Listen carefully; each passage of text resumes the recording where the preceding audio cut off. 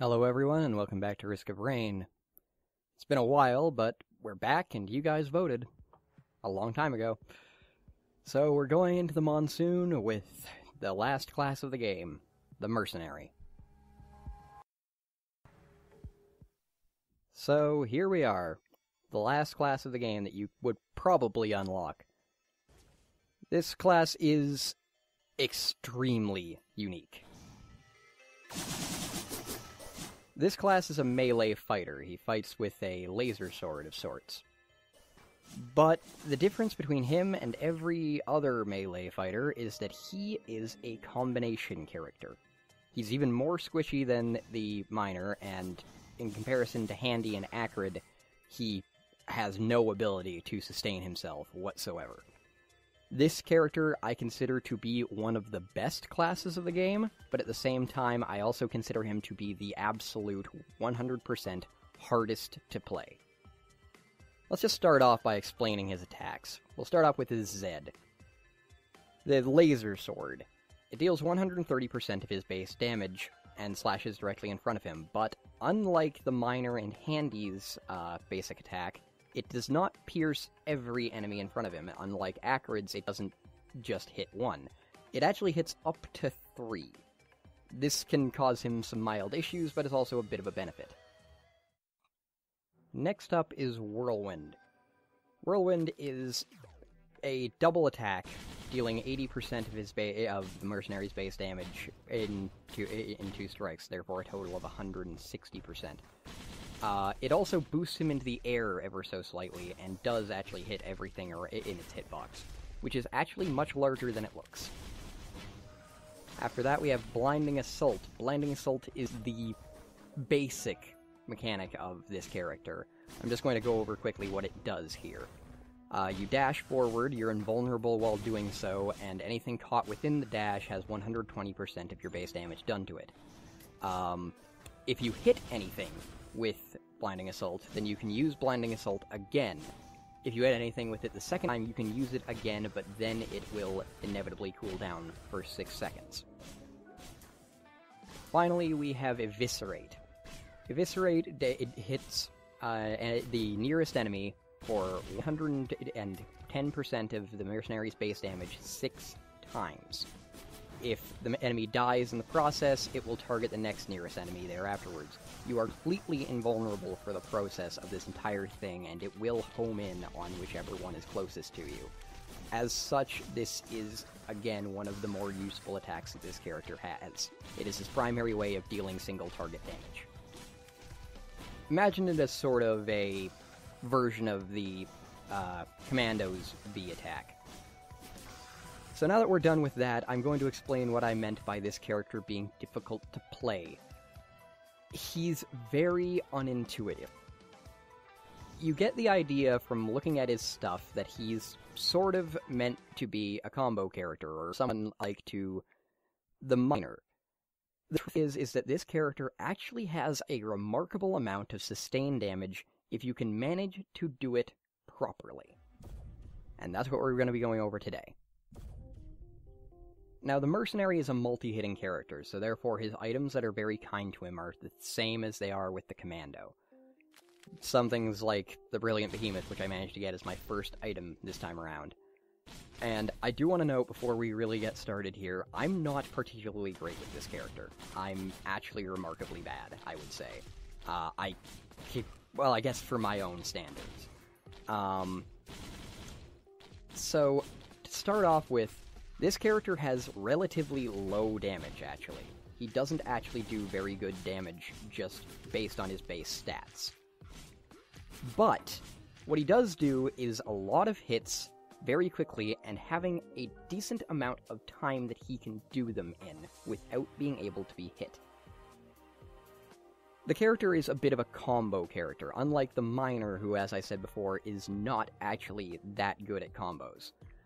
This character actually is, due to the fact that Blinding Assault can be used 3 times in a row, but there is a certain amount of time after hitting something with it that you can just wait, and then you can use it again, and then you can wait and use it again, or, more accurately, don't wait, hit them. Now, this is where Eviscerate comes in. because, for me, Eviscerate is part of the combo. There's a lot of people that say that a standard combo for the Miner would be to eviscerate, whirlwind into the bunch of them, and then blinding assault 3 times, and then get out. I don't believe that's true. I believe that the way to use this character is to get in, usually with a blinding assault. Use whirlwind, preferably jump before you do so, because the stun from blinding assault is not very long. And then come back down, blinding assault again, use eviscerate, and then blinding assault to get you, then blinding assault again, and by that point, eviscerate actually makes you invulnerable for so long that whirlwind will cool down in the meantime. And so then, after your 3rd blinding assault, you can jump and whirlwind to get yourself out of there. Then you can essentially do whatever you wish while you wait for blinding assault to cool down.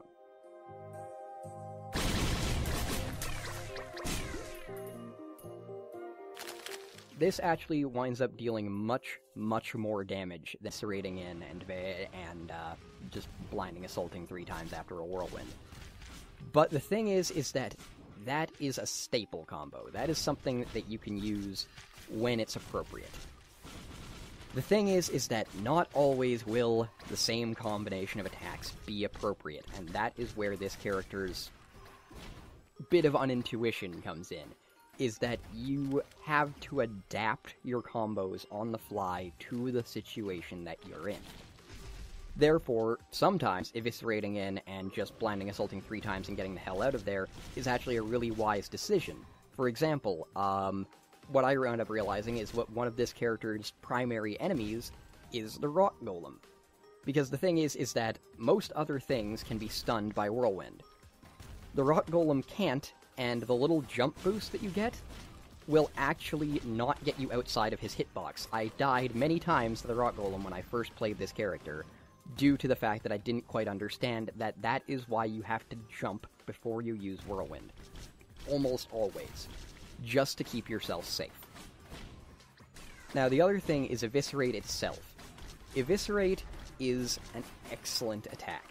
It does way too much damage for what it does. It actually is, in my opinion, one of the best moves in the game for any given character. If another melee class, like, say, the Miner, had this thing, they would be much better just based on the fact that they had it alone. The other sort of thing to him is the fact that you have to make sure to use Blinding Assault. Blinding Assault, first off, because of its long cooldown period, it seems like something that should be used sparingly, but it is seriously your only method of keeping yourself safe in a crowd control situation. It's really remarkably bad at doing single target damage. It does less damage than Laser Sword or Whirlwind does, and much, much less than Eviscerate.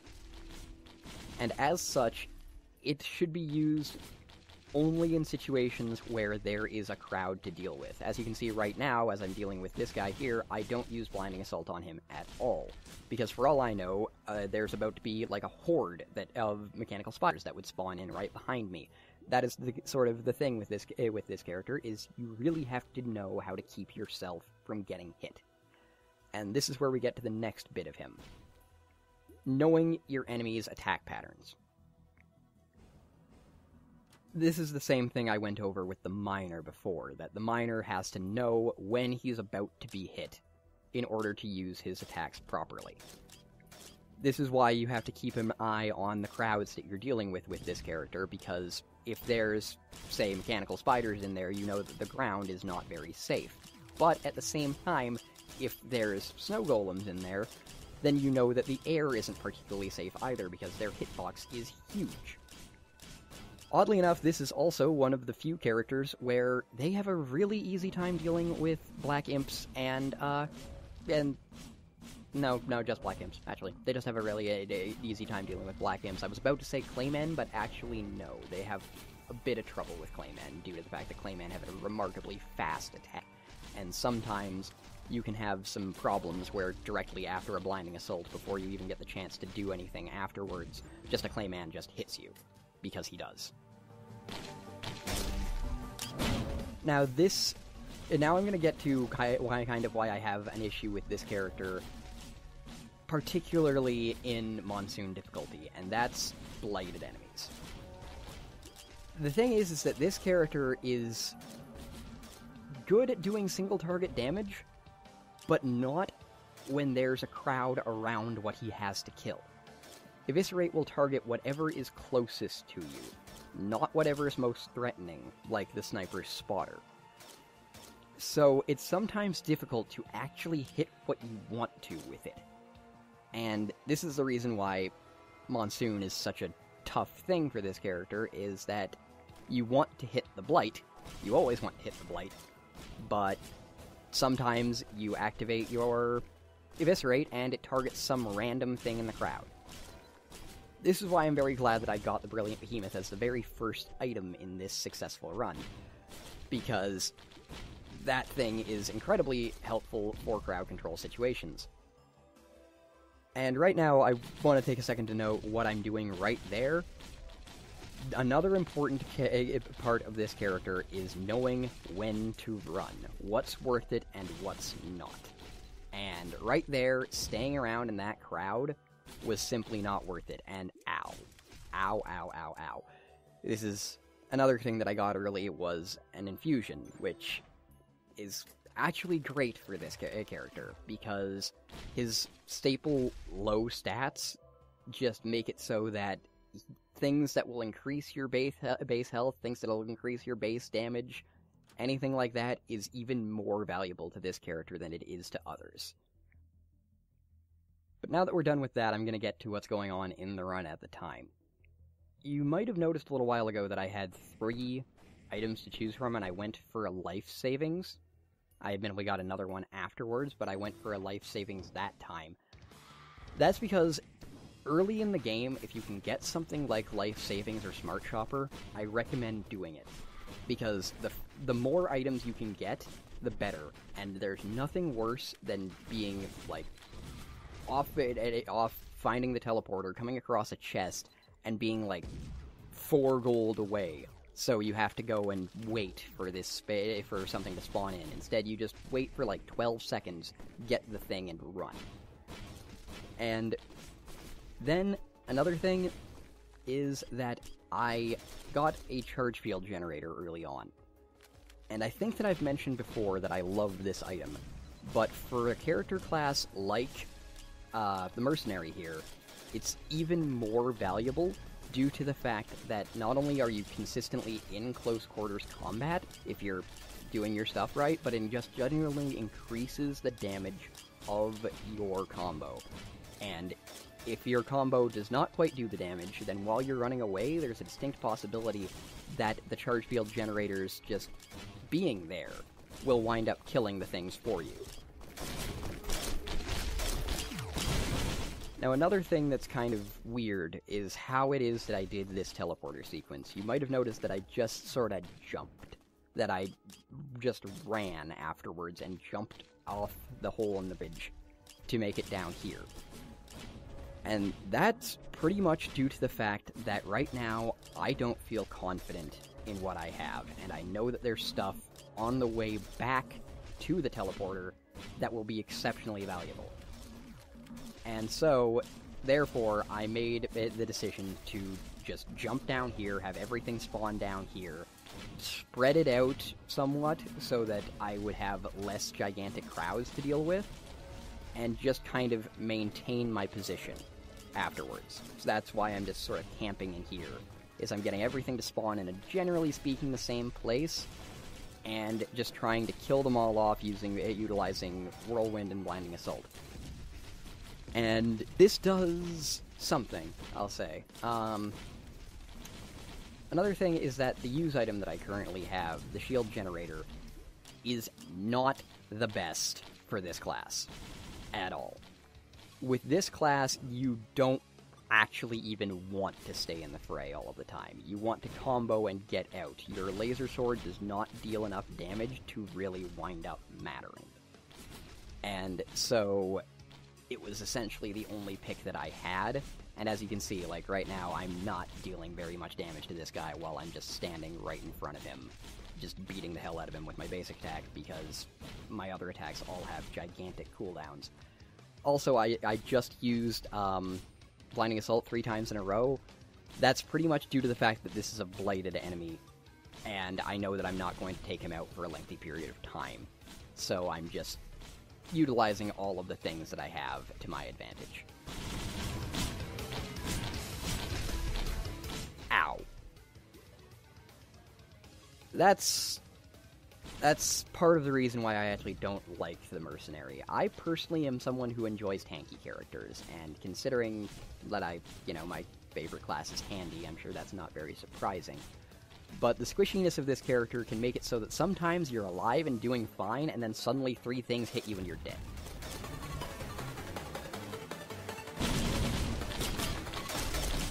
Now, another thing here is that I did get a bitter root earlier on, and that combined with the infusion can actually be exceptionally useful.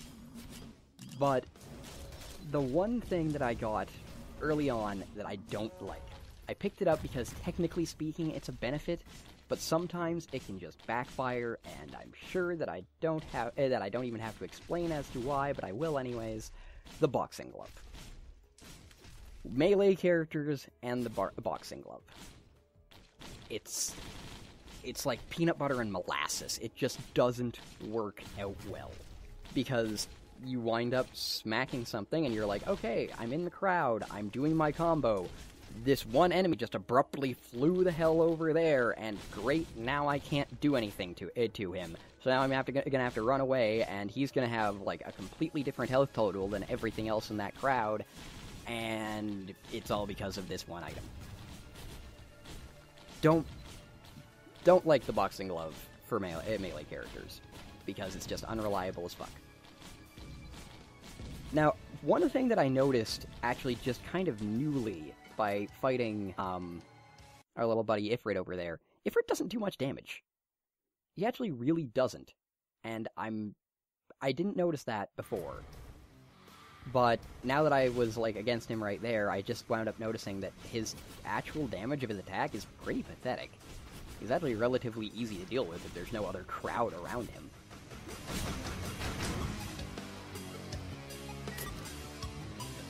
Now, right there, we did get a Rusty Blade, and a Rusty Blade is great for this character, for the exact same reason it's great for the Commando. It just absolutely, and we just got an ATG as well, it just helps him so much with his damage because of how many times he can get it to go off with Eviscerate, or with Whirlwind. And it can just increase your general combo damage, and that's, in the end, what you want with this character. We also, while we were there, got 4 drones. And I want to go over drones with this character right now, because, in my opinion, this character has the single worst drone interaction of any class in the game. What I mean by that is that I've said before that the drone stats are based upon your own. So their health is based upon yours. Their regen is based upon yours. Their damage is based upon yours. And your damage, regen, and health as the mercenary all fucking suck. So, in the end, your drones wind up sucking because of that. And due to that, and the other thing being that you are frequently in the fray as the mercenary, you'll wind up dodging attacks that your drones will actually take on the chin. And as such, they just wind up dying. A lot. And fortunately enough, I managed to evade that this time around because I had the infusion. If I didn't have the infusion, there's a distinct possibility I wouldn't have even bothered picking up any of the drones aside from the laser drone. That said, I'd say to pick them up anyways when you yourself are playing, because the amount of damage they can block is still worth it to have around. Just don't always repair them, because sometimes it just will not be worth the amount of money that it gets up to. Now, as I'm sure those of you that play this game know, we're in Update 1.1.1 right now. And Update 1.1.1's bugs fixes were actually not listed. They apparently lost the fix log. But I think they may have fixed the Imp Overlord's tentacle a little bit. Because this guy seems to be following a lot better than he used to. I still think there's an issue with him in the Providence fight, because the thing about the Providence fight is that it instantly despawns all enemies, and I think he may actually register as an enemy, as far as that's concerned. Not sure why, but essentially the thing's fixed, mostly. But we got the Cremator. And this is why I brought up the drone thing. Cremator versus the mercenary. As with almost every other class in the game, particularly melee classes, the Cremator is the worst boss. It is just terrible. You can't do shit to it. But I'm going to do something kind of weird here. One thing that I wound up learning is that since your drones focus down on whatever's closest to them, they will usually, particularly on this map, because there's only one type of enemy that's actually that's actually tall enough to make them shorter than your jump height, is to jump every time that the Cremator is going to attack you and try and remain on top of him. What I'm actually doing right now is I'm trying to get just a little bit of damage on him by killing these things off that are spawning around me and just hitting him with the charge field generator.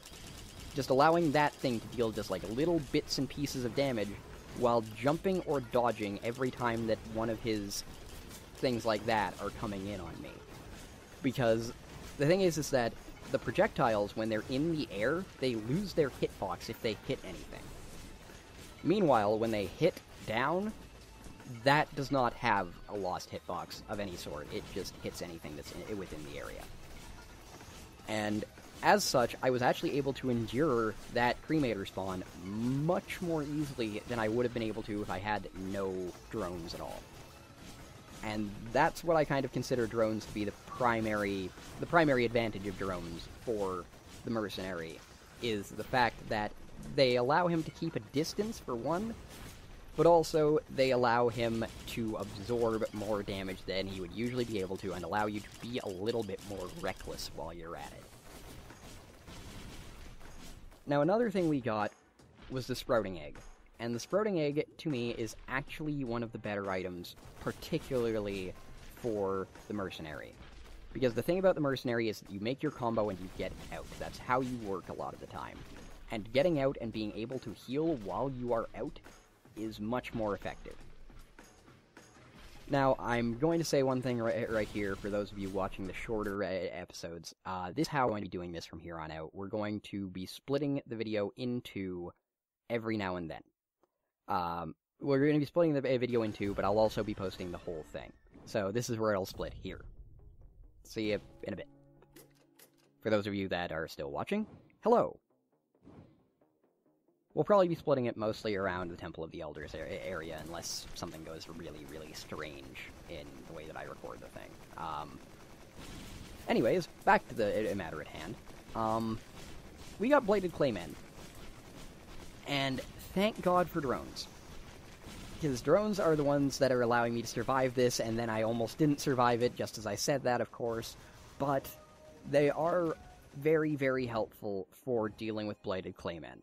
Because Blighted Claymen, as the mercenary, when I was recording this, and also when I did this originally, because there is an achievement for beating the game on monsoon difficulty with the mercenary, when I did it originally, I was killed by Blighted Claymen more than anything else. And that was pretty much because I didn't wind up getting the drones that I needed. My recommendation, actually, for when you're doing this run, don't bother with them. Just leave them be. And run off, find the teleporter, deal with them later. Because you're probably going to die if things are spawning around them and they're there. And their teleport can only reach them so far. Also, they still count as regular enemies, so they have a tendency to despawn sometimes. Now, we got an item that I'm not sure that we've gotten before. I think we might have gotten it when we were playing as the miner, but we got the Photon Jetpack. And the Photon Jetpack for this character in specific is excellent. Because it allows you to maintain pursuit even after you've used Blinding Assault. You can essentially float around above people's heads, kind of harass them with Whirlwind and maybe Laser Sword if you're feeling lucky, and then come back down and start up your Blinding Assault again, and by the point that the Blinding Assault attacks are done, you've got your Photon Jetpack back. You can actually, like, start up doing a bit of a loop, so to speak, get it into a cycle. And as such, I consider it to be one of the better items for this character. At the same time, we also got one of the worst items for this character. Permafrost. Remember what I said about the boxing glove? Same shit. You hit so much with this character that you're likely to proc the permafrost like mad, and it keeps you safer, but it also makes it so that you just can't do the damage you want to, and that's so depressing. Also, I've noted before that a lot of classes have real issues with archer bugs. Welcome to the character that doesn't. One of the many, admittedly, but I would say pretty much only Acrid is the other one that of the melee classes that doesn't have an issue with archer bugs. Due to the fact that you can use Eviscerate, due to the fact that you can use Whirlwind, and so forth, you can just deal with them much. So, from here on out, I'm going to be having those little annotations popping in, essentially just telling you what music we're using. I feel I should probably credit the people that I'm using the music of, and also link you to wherever they may be, particularly in this case due to the fact that we're actually using music from OC Remix this time around. Recently got into that, so there you go. So we also got the Repulsion Armor, and I'm sure that I don't have to note to you why the Repulsion Armor is good for this character.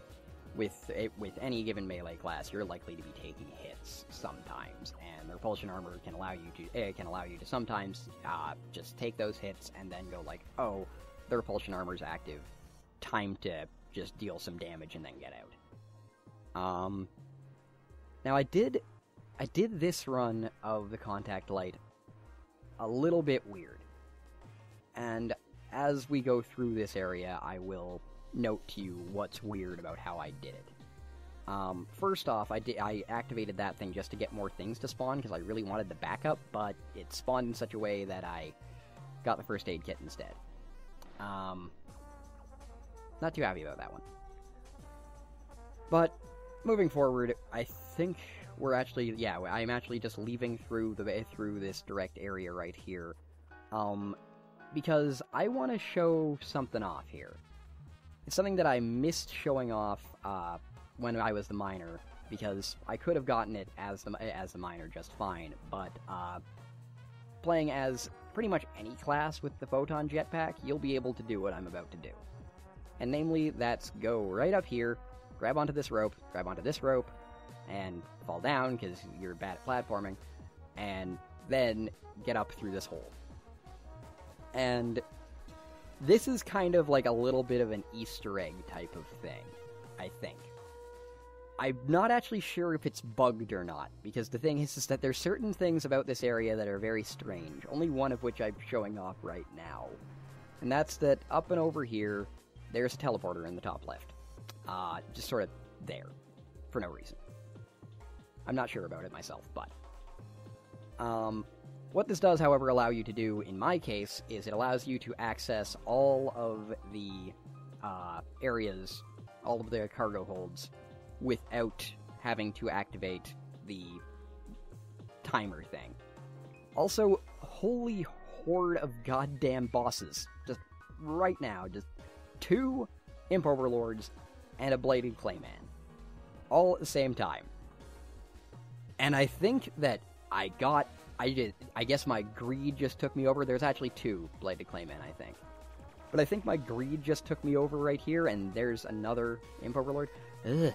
I think my greed just took me over right here, and I just really wanted the items that these things would give me, and I had some form of confidence that I would be able to kill them off, and it turned out to be worth it because of what's right over to the left there, the Fireman's Boots. Which I don't believe we've ever gotten before, but, essentially, they allow you to become a blazing elite. And so, you just leave a trail of fire by you wherever you go. And of course, that deals damage, so damage over time upgrade. And there's an ATG Mark II, which I'm sure I don't need to tell you made me quite happy.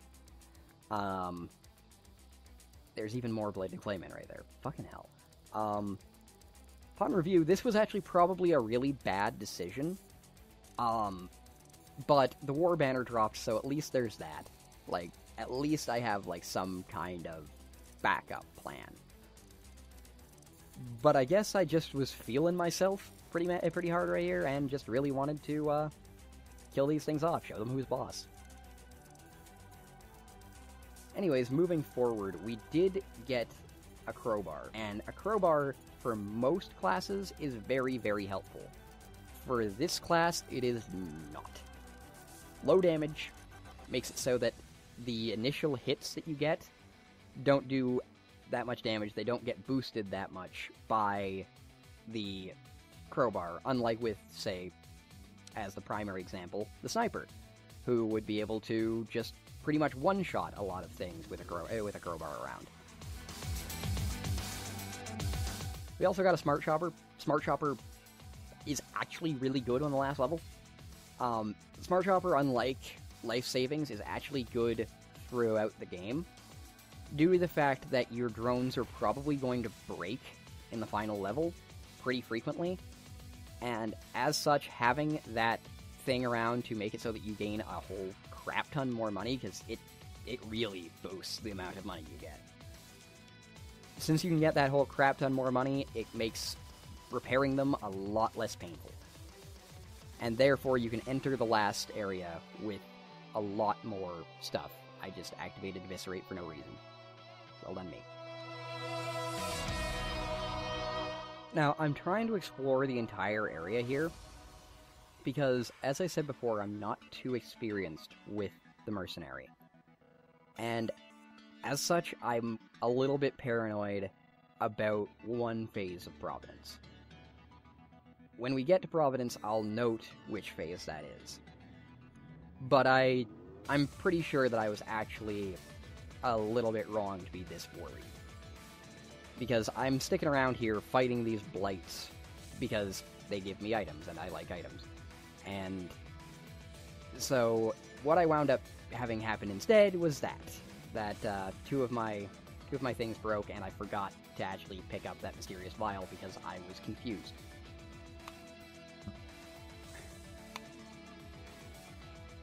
Also, I accidentally just didn't notice right here that if I had gone back into the third cargo hold, then I wouldn't have had to activate this thingy here. But hey, whatever, live and learn.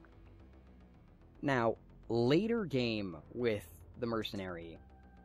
The mercenary is one of those classes that goes out of control with items a lot faster than others. This is why I consider him to be one of the best. Is because he has trouble in the very early game. It's relatively difficult to get past the third level with him, unless you know what you're doing. But the later levels, he actually has a really easy time with, because he synergizes well with so many items.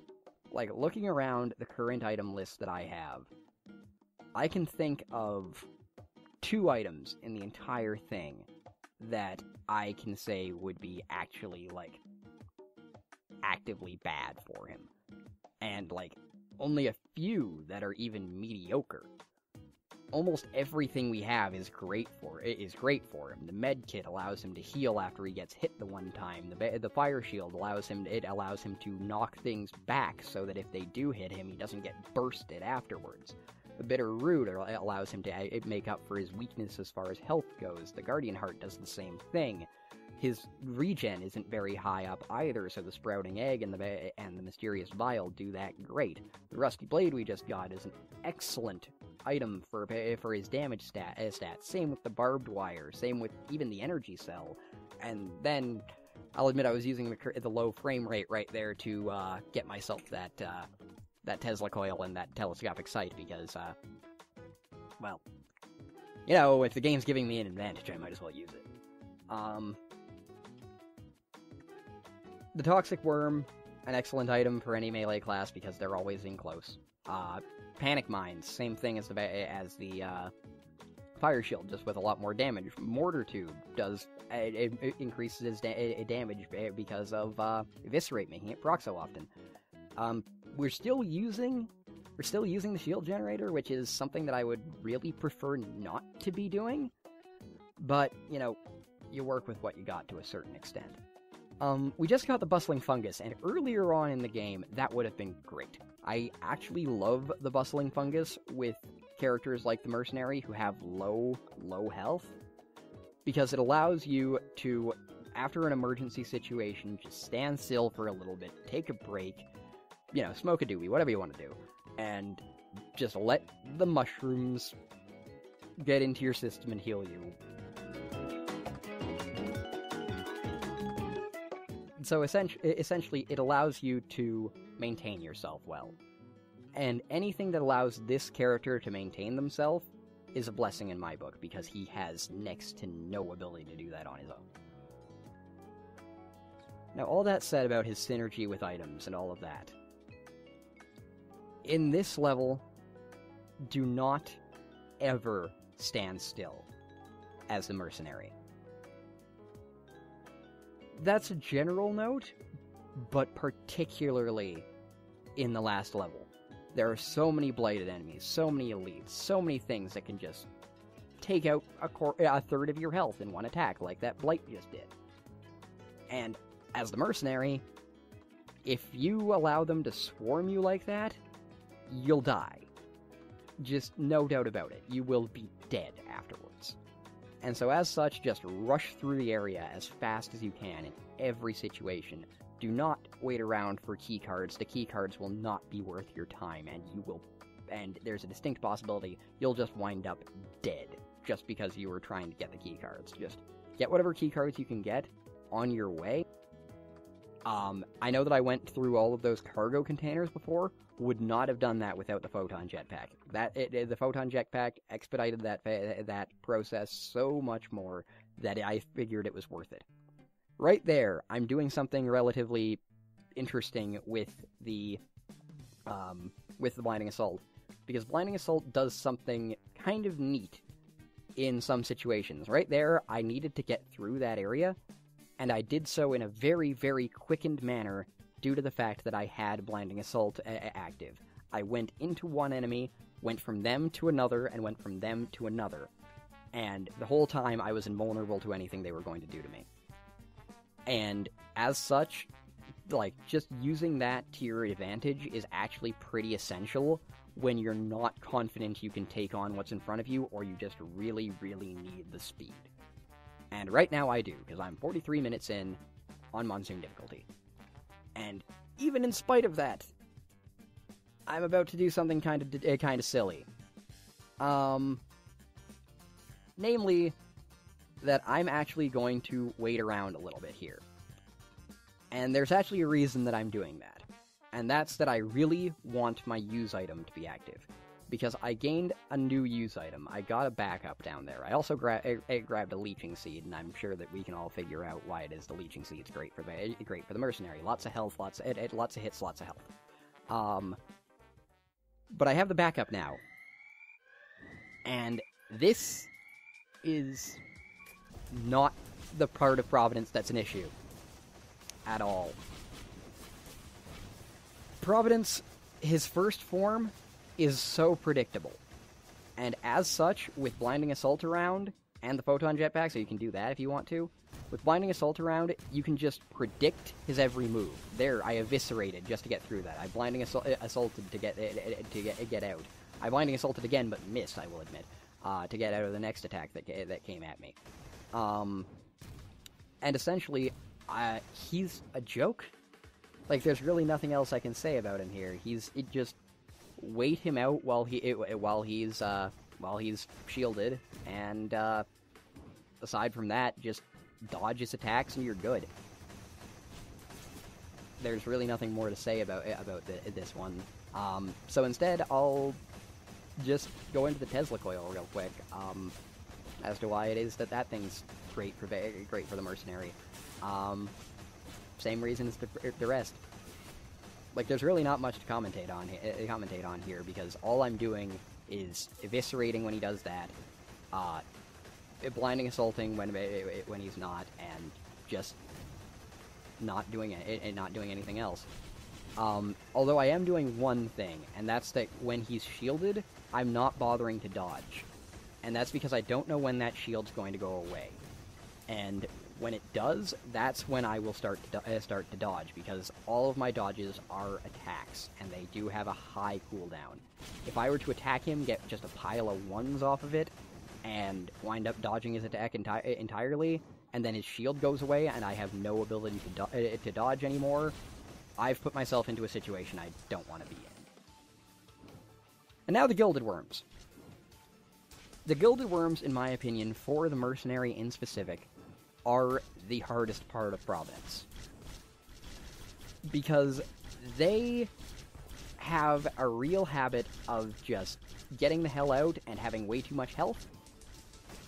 Because Eviscerate doesn't do much of anything to these guys. Whirlwind is your best attack on them, except for when they're facing horizontally. When they're facing horizontally, you can use Blinding Assault, but it's not a good idea to do so. Using Blinding Assault is actually better to get through the blue worm's gigantic pile of shotgun thing. Because he'll usually release that what the hell? Okay, my drones have died in the floor. I'm just gonna accept that and move forward. But using the Blinding Assault to get through the blue worm's attacks is probably the best way to use it. Also, you'll see that I'm doing a lot more damage to these guys than it seems like I'm saying that I am. The Photon Jetpack against these guys is your best friend as a melee class, because it allows you to pursue them while they're up in the air.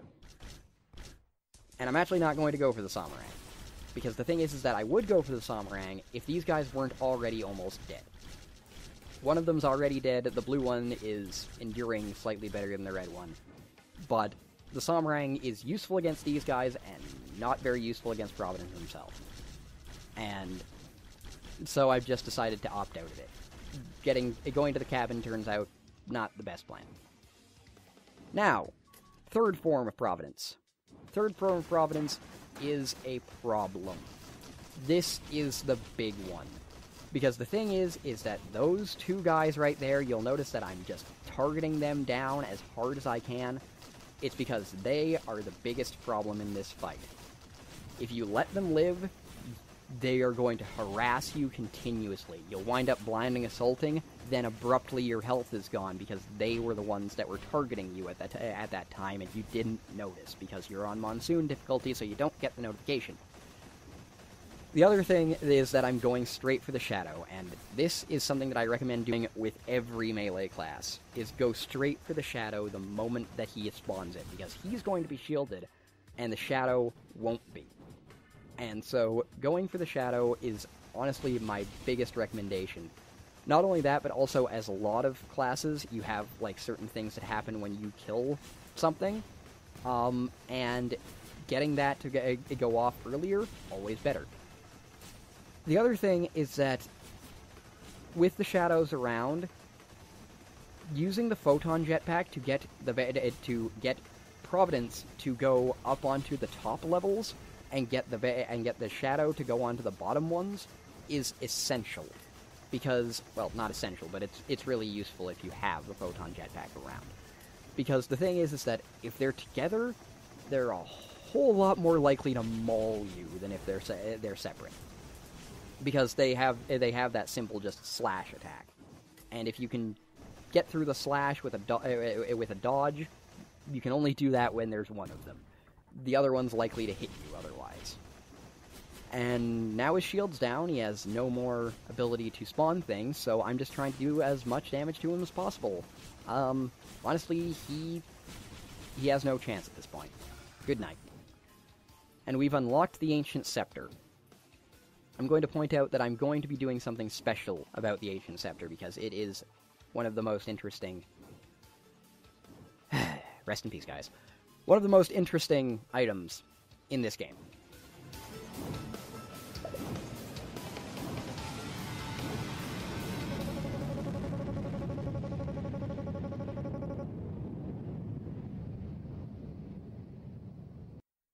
So there we go. One full run as the mercenary down, and we are back in action. The vote will be back up, and we only have 2 or 3 classes that we haven't done anything with yet, so I hope to see you all then.